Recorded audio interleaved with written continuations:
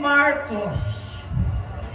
Nanginginig ako at ang aking boses, hindi dahil ako'y natatakot sa inyo, kundi dahil nalulungkot po ako. Ipagpaumanhin ninyo kung sa gitna ng pagsasalita ako, ako'y hihinto, hihinga dahil sa bigat ng aking kalooban. Pero hindi yan ang dapat kong ihingi ng paumanhin. Hindi yan ang kasalanan ko sa bayan na dapat ihingi ko ng tawad. Narito po ako dahil sa tawag ng Iglesia ni Cristo para sa transparency, accountability, at hustisya.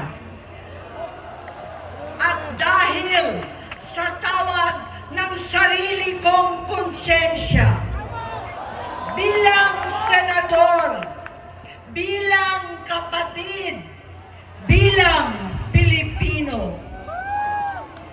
Bata pa lamang kami ni Bongbong. Alam na ng buong pamilya ang problema sa kanya.